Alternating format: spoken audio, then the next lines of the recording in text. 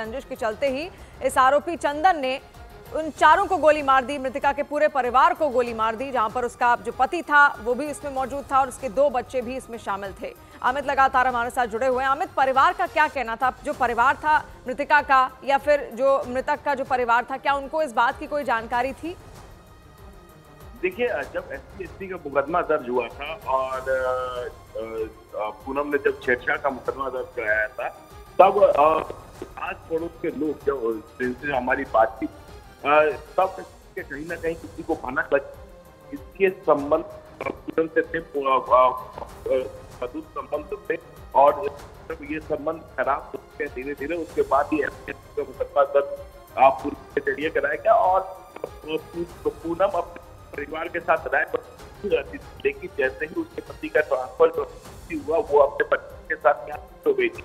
आरोपी चंदन ने ये जो उसका दर्द है वो आप सब लेकिन आखिरकार वाले वहां पता लगाया कि जी अमित, यानी जब ये मुकदमा दर्ज किया गया तो उसके बाद आस पड़ोस वालों को शायद इस बात की भनक यहाँ पर लगी कि जो मृतका है उसका प्रेम संबंध किसी और के साथ चल रहा है और वही ये व्यक्ति है जिसने यहाँ पर इस पूरी वारदात को अंजाम दिया। अचानक से घर के अंदर वो दाखिल होता है 7 बजे के करीब, जैसा कि अमित ने भी इससे पहले बताया, और 7 बजे के करीब जब वो घर के अंदर दाखिल होता है तो एक एक कर पूरे परिवार को गोलियों से उसकी ओर से भून दिया जाता है, जिसके बाद पूरा परिवार वहां पर मौके पर ही उन सब की मौत हो जाती है, जिसमें पति पत्नी तो शामिल हैं ही, उनके 2 बच्चे भी शामिल हैं। और उसके ठीक बाद पूरे इलाके में सनसनी फैल जाती है, दहशत का माहौल बन जाता है, क्योंकि आरोपी वहां से फरार भी हो गया, जिसकी तलाश लगातार यहां पर अब की जा रही थी कि आखिर वो भागा कहां, क्या उसके साथ कोई और भी साथी था या वो अकेला था जिसने इस पूरे वारदात को वहां पर अंजाम दिया। और इस हत्याकांड के बाद से इस आरोपी की तलाश और ज्यादा तेज हो गई थी, जिसके बाद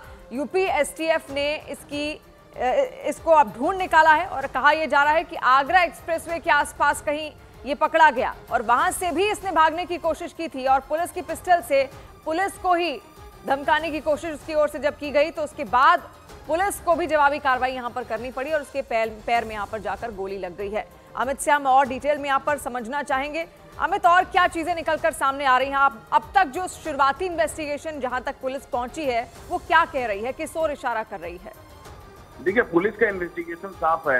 शिवानी, पुलिस ने साफ तरीके से इस पूरे एक ही परिवार के हत्या मामले में खुलासा कर दिया और उसने साफ तरीके से कह दिया कि आरोपी चंदन ने अकेले ही इस पूरे वारदात को अंजाम दिया था। 32 बोर के पिस्तौल से उसने पूरे परिवार पर फायर किया था।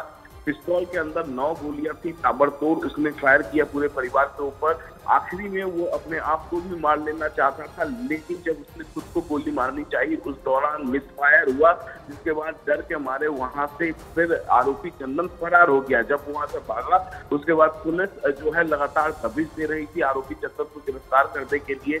लोकल पुलिस ने 5 टीमें बनाई थी, यूपी STF ने कई टीमें बनाई थी। यूपी STF ने railway station, bus stand, highway, तमाम सड़कों पर घेराबंदी कर ली थी। इसी यूपी STF की घेराबंदी की वजह से आगरा लखनऊ एक्सप्रेसवे से आरोपी चंदन को कल गिरफ्तार किया गया। गिरफ्तार करने के बाद उसे तकरीबन 9:30 बजे के आसपास अमेठी लेकर जाया गया। आपसे ये भी जानना चाहेंगे, जिस प्रेम संबंध का जिक्र आपने भी यहाँ पर किया है आरोपी और मृतका के बीच का, वो कब शुरू हुआ था? क्योंकि आपने कहा इससे पहले वो रायबरेली में रहती थी, फिर बाद में जब उनके हस्बैंड का ट्रांसफर हुआ तो उन्हीं के साथ वो आ गई, तो ये शुरू कब हुआ? तकरीबन 1.5 साल पहले मृतिका, पूनम और आरोपी चंदन के बीच प्रेम संबंध शुरू होने की बात सामने आ रही है। बताया जा रहा है कि 1.5 साल इनके मधुर संबंध थे, लेकिन वारदात के 40 दिन पहले जो है कहीं कहीं इनके संबंध। निरीक्षक मदन कुमार से पिस्टल छीनकर पुलिस पार्टी पर जान से मारने की नीयत से हमला किया गया। पुलिस पार्टी द्वारा बचाव में फायर किया गया, जिससे अभियुक्त के दाहिने पैर में गोली लगी। अभियुक्त को इलाज हेतु CSC लाया गया है। पुलिस द्वारा अग्रिम वैधानिक कार्रवाई की जा रही है। तो पुलिस का पक्ष भी यहाँ पर आप सुन रहे थे, किस तरीके से उन्होंने कहा कि आगे की वैधानिक कार्रवाई यहाँ पर की जा रही है। अमित, हमारे सहयोगी लगातार हमारे साथ जुड़े हुए हैं। अमित, आपसे हम जानना चाह रहे थे कि आखिर ये संबंध शुरू कब हुआ? आपने कहा 1.5 साल पहले के आसपास, तो क्या रायबरेली में ही सब कुछ शुरू हुआ या किस जगह पर? रायबरेली में ही ये पूनम और आरोपी चंदन की मुलाकात हुई थी। रायबरेली में ही इनका प्रेम संबंध शुरू हुआ। जानकारी तो यहाँ तक मिल रही है कि मृतक पूनम और आरोपी चंदन जो है वो लगातार वीडियो कॉल पर बातचीत किया करते थे, व्हाट्सएप चैट पे इनका था। वो सब चीजें एविडेंस के तौर पे इस वक्त पुलिस के पास है और पुलिस जो है इस पूरे घटनाक्रम में जिस तरीके से वारदात को अंजाम दिया है और सिलसिलेवार तरीके से एक बाई एक वन बाई वन सब चीज को मिला रही है ताकि कोर्ट में सजा दिलाने में आरोपी चंदन को पुलिस जल्द से जल्द। अमित, तो 1.5 साल बाद आखिर बात इतनी कैसे बिगड़ गई कि ये पुलिस रिपोर्ट यहाँ पर दर्ज करवानी पड़ी, SC/ST एक्ट में मामला दर्ज करवाना पड़ा? क्या उसको लेकर आरोपी ने अब तक कुछ कहा है? आरोपी से किसी की बात नहीं हुई है, आरोपी ने किसी से बात नहीं की है। ये जरूर सामने आया है कि अचानक मृतक पूनम और जो आरोपी चंदन है उसके बीच खटास लगे और जाहिर तौर पे जब किसी जो मृतक पूनम थी उसका अपना परिवार था, 2 बच्चे थे, तो इनके बीच में खटास जब हुई है, खटास होने के बाद SC/ST एक्ट के तहत मुकदमा दर्ज कराया है और जो मुकदमा दर्ज कराया है उसके मुताबिक जो मृतक पूनम और उसका मृतक हस्बैंड जो है, जो स्कूल टीचर थे, उन सबके साथ इसकी नोकझोंक हुई थी। उसके बाद मृतक पूनम के साथ बदतमीजी किया था आरोपी चंदन ने। उसके बाद ये मुकदमा दर्ज हुआ था। इसके बाद जो लोकल कोतवाली पुलिस रायबरेली थी उसने बाकायदे चंदन से पहले पूछताछ की थी और पूछताछ करने के बाद चंदन को गिरफ्तार करके जेल भी भेजा था। जी, यानी परिवार क्योंकि मृतका का था और उसके बाद ये सब कुछ यहाँ पर बिगड़ता हुआ चला गया। और 3 तस्वीरें भी लगातार हम आपको जो दिखा रहे हैं इस वक्त, किस तरीके से यहाँ पर आरोपी की छानबीन शुरू की गई। छानबीन करने के बाद ये मालूम पड़ा कि कहीं आगरा एक्सप्रेसवे के आसपास ये आरोपी मौजूद है। तुरंत पुलिस वहां पर पहुंचती है, UP-STF की टीम वहां पर पहुंचती है और उसके बाद भी इस आरोपी की ओर से गोली चलाने की कोशिश की जाती है पुलिस के ऊपर। और तभी जवाबी कार्रवाई के दौरान आरोपी चंदन वर्मा को उसके पैर में गोली लगी है। फिलहाल कहा जा रहा है कि अस्पताल में भर्ती है। अमित लगातार हमारे साथ जुड़े हुए हैं। अमित, जो मृतिका के पति थे, क्या उनको इस बात की भनक थी कि इस तरीके का प्रेम संबंध उनकी पत्नी का इस व्यक्ति के साथ चल रहा है? देखिए शिवानी, आपको बता दें कि आगरा लखनऊ एक्सप्रेसवे से गिरफ्तारी हुई है और गिरफ्तारी बीते कल UP-STF कर ली थी।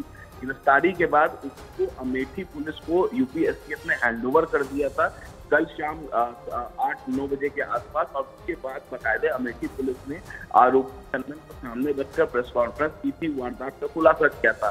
अब वारदात में इस्तेमाल .32 का जो अवैध पिस्तौल है तो बरामद करना काफी जरूरी होता है एविडेंस के तौर पे, और वही आज पुलिस कर रही थी।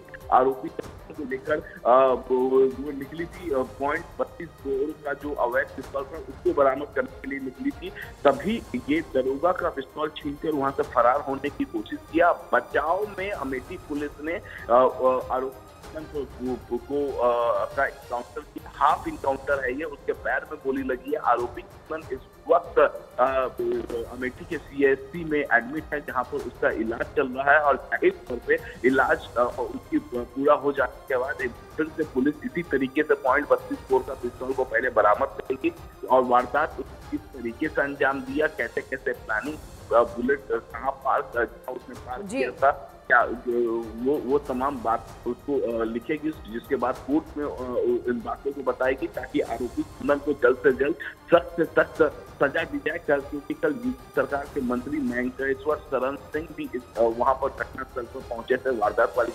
उन्होंने कहा था कि सरकार चाहती है कि जिस तरीके से वारदात को अंजाम दिया गया काफी दर्दनाक हादसा है, ऐसे में आरोपी को फांसी की सजा होनी चाहिए। ऐसे में पुलिस चाहती है कि कठोर से कठोर सजा दी जाए और इस वजह से जल्द जी अमित, यानी अलग अलग मांगे यहाँ पर की जा रही हैं और बेशक जो परिवार है, जो मृतिका का जो परिवार है, मृतक का जो परिवार है, उनकी ओर से यहाँ पर सख्त से सख्त सजा की मांग तो की ही जा रही है। लेकिन आरोपी फिलहाल गिरफ्त में है, पकड़ में आ चुका है और आगरा एक्सप्रेसवे से कल इस आरोपी की गिरफ्तारी की गई, जहां पर उसकी ओर से पुलिस पर फायरिंग करने की